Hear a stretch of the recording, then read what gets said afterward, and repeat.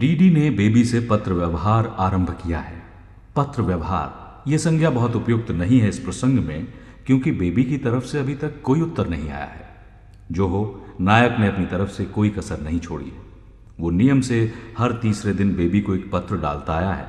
तीसरे दिन भी इसलिए कि जितना लंबा खत वो लिखता है, संघर्षरत और व्यस्त जीवन में इससे जल्दी पूरा कर पाना संभव नहीं है। नायक ने अपने पहले पत्र में यात्रा का पूरा विवरण लिखा। चेहरे से चेहरे तक की यात्रा के संबंध में विस्तृत दार्शनिक काव्यात्मक टिप्पणियां लिखी। कालिदास का अहो लब्धम नेत्र निर्वाणम उद्धृत करते हुए उसने भलीभांति ये समझाया कि रूप की महिमा क्या है। उसने बताया कि कहीं कहीं ऐसा विस्मयकारी रूप प्रकट होता है कि देखने वाला सोच में पड़ जाता है कि ये मुझे पागल बनाने के लिए गढ़ा है ब्रह्मा ने, या स्वयं अपनी दृष्टि को सुख देने के लिए।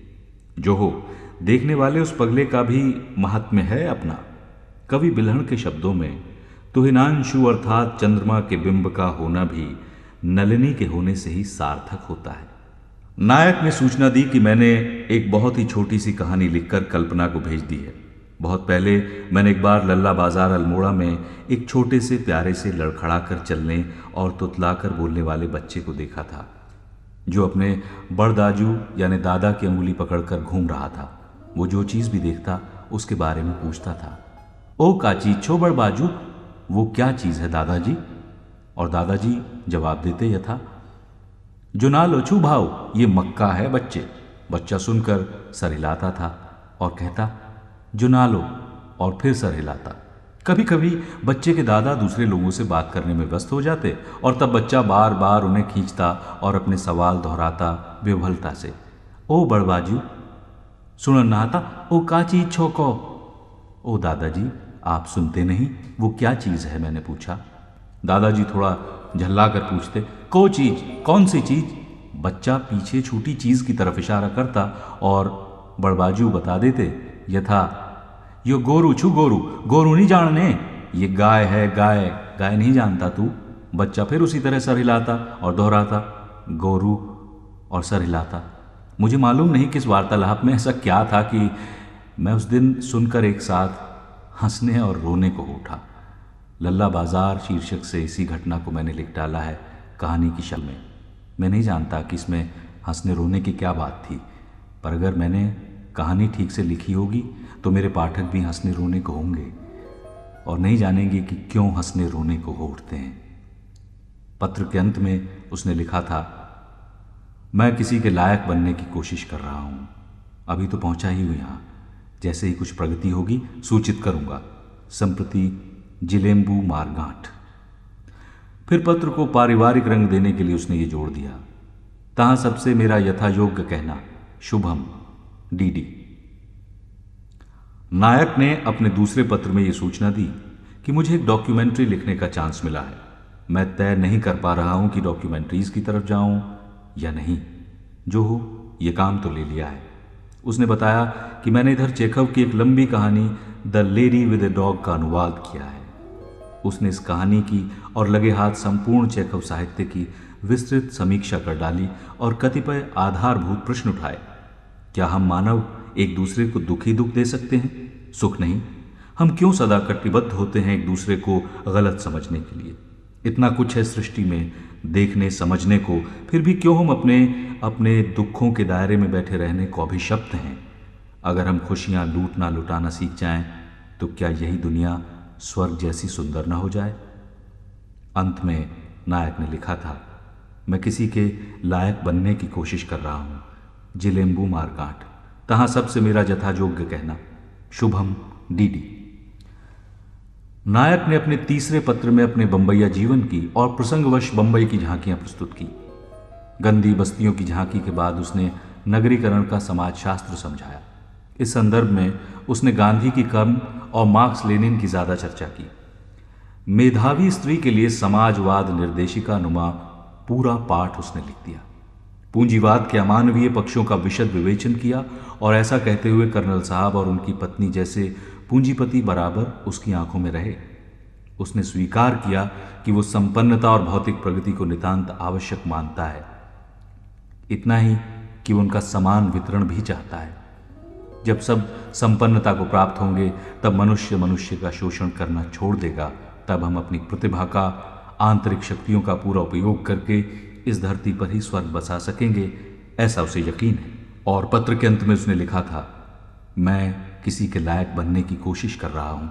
डॉक्यूमेंट्री के काम के लिए मैंने हाँ कह दिया है। तहाँ सबसे यथायोग्य कहना। जिलेम्बू मारगाट। शुभम डीडी। नायक ने अपने चौथे पत्र में लिखा कि मुझे इधर कुछ महान विदेशी दिग्दर्शकों की फिल्में देखने का सुयोग प्राप्त हुआ। उसने इन फिल्मों की विस्तृत समीक्षाएं लिख भेजी और साबित किया कि सिनेमा एक सर्वथा अनूठा और स्वतंत्र कला माध्यम है। वर्तमान सदी की अभिव्यक्ति उसी से संभव है। पत्र के अंत में उसने लिखा था, मैं किसी के लायक बनने की कोशिश कर रहा हूं। जिलेम्बू मारगाट। तहाँ सबसे मेरा यथायोग्य कहना। शुभम डीडी। नायक ने अपने 5वें पत्र में वर्सोवा गांव में बिताए एक दिन का हाल लिखा था। सागर की अनेक भंगिमाएं प्रस्तुत की, उनका अपनी मनस्थिति पर और अपनी मनस्थिति का उन पर आरोपण किया। बीच बीच में लगातार कुछ ऐसी विवल पंक्तियां लिखी जो थोड़ा यत्न करने पर काव्य नहीं तो नव काव्य निश्चय ही बन सकती थी। अपरिचय के किस तट से लौटा है मेरा सागर, इतना हताश, इतना क्रुद्ध, कहाँ से लौटा है, इतना अपमानित ये मेरा अभिमानी कि अब मुझे ही लील लेने की धमकी दे रहा है, आदि आदि। प्रकृति का प्रसंग छिड़ ही गया था। अस्तु नायक ने प्रकृति काव्य पर प्रेम पूर्वक प्रवचन किया। वर्ड्सवर्थ और रविंद्रनाथ प्रभृति कवियों को उसकी श्रद्धांजलि मिली और चंद्र कुंवर बर्तवाल जैसे उपेक्षित कवियों को भी नोटिस मिला। अंत में उसने लिखा था, डॉक्यूमेंट्री की पटकथा का खाका सा मैं आफा वालों को दिखाया था, उन्हें अच्छा लगा। जिल्स बता रहे थे कि कनाडा में कोई भारतवंशी फिल्म प्रोड्यूसर हैं, गुलनार। वो डॉक्यूमेंट्रीज बनाने भारत आने वाली हैं और उन्हें सहायक की ज़रूरत होगी। अगर मैं चाहूँ तो वो गुलनार जी से बात करा देंगे। पत्र के अंत में उसने लिखा था, मैं किसी के लायक बनने की बराबर कोशिश कर रहा हूँ। जिलेम्बू मारगाट। तहाँ सबसे मेरा यथायोग्य कहना।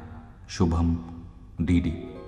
नायक ने अपने छठे पत्र में लिखा कि इधर मेरे मन की कुछ विचित्र सी स्थिति हो रही है। इसकी कुछ बानगियां उसने प्रस्तुत की। अगले ही पैराग्राफ से वो बिना पिछले पैराग्राफ से संबंध जोड़े भक्ति, प्रेम और आसक्ति का शास्त्रीय विवेचन करने में जुट गया। कई पृष्ठ उसने इसी प्रवाह में रंग डाले।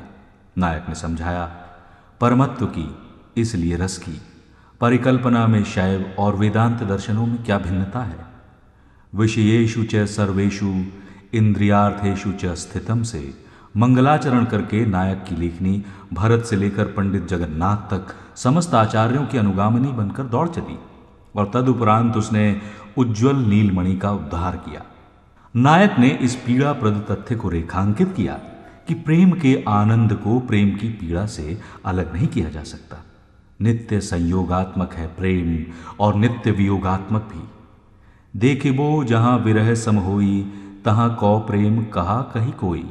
नायक ने लिखा कि कदाचित चिर अतृप्ति ही प्रीति है, प्यास ही प्यार है। प्यारी जू को रूप मानो, प्यास ही को रूप है। नायक ने जानना चाहा कि यदि प्यार प्यासी है तो क्या प्यास का बुझ जाना प्यार का मर जाना नहीं है? क्या कोई खांटी प्रेमी इस उद्देश्य से प्रेम कर सकता है कि प्रेम को अंततः मार दे? क्या असली प्रेमी प्यास की विफलता बढ़ने से विचलित हो सकता है? क्या वो नहीं जानता कि प्यास का समाधान अतिरिक्त प्यास है, प्यार की पीड़ा का उपचार और अधिक प्यार है? नायक ने आग्रहपूर्वक स्थापना की कि जो ये चिर अतृप्त प्रीति तृप्ति मांगने की धृष्टता कर नहीं सकती। ये सही है कि काम अर्थात इच्छा रहित प्रेम नहीं हो सकता, लेकिन यह भी सही है कि जहां काम प्रमुख है वहां प्रेम हो नहीं सकता। काम रूप बिन प्रेम न होई, काम रूप जहां प्रेम न सोई। इसलिए प्रेमी को अपनी ओर से बगैर किसी कारण प्रयोजन के प्यार करना चाहिए और इस प्यार में तृप्ति अतृप्ति आदि से कोई लेश मात्र अंतर नहीं पड़ना चाहिए। एक अंगी बिनु कार नहीं, एक रस सदा समान, ऐसा होना चाहिए प्रेमी को। प्रीति विशुद्ध रूप से स्वांतः सुखाय वृत्ति है। वो दूसरे से न कुछ मांगती है न उसे देने का दंभ करती है। नायक ने एक आंग्ल कवयित्री को उद्धृत करते हुए लिखा कि प्रीति एक धधकती हुई किंतु संदर्भहीन सूक्ति है और एक अमरीकी कवयित्री को उद्धृत करते हुए उसने लिखा था, कि प्रेमी प्रिया की मुक्ति चाहता है, स्वयं अपने तक से। नायक ने कभी अपने से ये पूछने की जरूरत नहीं समझी कि जिस नायिका को पंडित की पुत्री होते हुए भी पुस्तकों से पांडित्य से कोई अनुराग नहीं है, उसे वो ये पांडित्यपूर्ण खत आखिर क्यों लिखता चला जा रहा है। हमारे मन में स्वाभाविक रूप से ये विचार उठ सकता है कि वो अपने पांडित्य का प्रदर्शन करके नायिका पर रौब गालिब करना चाहता है। मैंने भी इन पत्रों को ज्यों का त्यों उद्धृत नहीं किया है, तो इसी डर से कि कहीं मेरे विज्ञ पाठक मुझ पर ही ऐसा दोषारोपण न कर दें। किंतु नायक पर प्रदर्शन प्रियता का अभियोग लगाने से पहले हमारे लिए भैंस के आगे बीन बजाने वाली प्रदर्शन प्रियता स्वयं किंचित विचारणीय हो जाती है। इतना अवश्य कहना होगा कि स्वयं नायक पर इन पत्रों को लिखते हुए अपनी प्रदर्शन प्रियता अथवा मूर्खता कभी प्रकट नहीं हुई। सच पूछिए तो उसे ऐसा कभी अनुभव ही नहीं हुआ कि वो ये पत्र किसी खिलंदड़ लड़की को लिख रहा है। इस अद्वैत को क्या कहिए कि वो यही मानता रहा कि वहां दूसरे छोर पर इन्हें पाने के लिए नारी रूप में वो स्वयं ही बैठा है। इतना निर्मल हो चला था नायक का मन कि वो मानने लगा था कि प्रेम में जो भी तुम उसे लिखते हो, खुद अपने को लिखते हो, डायरी भरते हो तुम, और क्योंकि वो तुमसे अभिन्न है इसलिए उसे भी पढ़ने देते हो। 11वां पत्र भेजने के बाद जो प्रसंगवश अकेलेपन के विषय में था और जिसमें यह सवाल उठाया गया था कि क्या आत्मा नामक वो अज्ञात वस्तु इसी अकेलेपन में दुबकी छिपी रहती है, क्या उस पर से अकेलेपन का आवरण हटाने के लिए किसी दूसरे के अकेलेपन का सहयोग आवश्यक होता है, और क्या इसी सहयोग को प्यार की संज्ञा दी गई है। नायक को अंततः नायिका का उत्तर प्राप्त हुआ, किंतु उत्तर की चर्चा करने से पहले हमें दूसरे छोर पे जाना होगा और कालक्रम में भी जरा पीछे हटना होगा।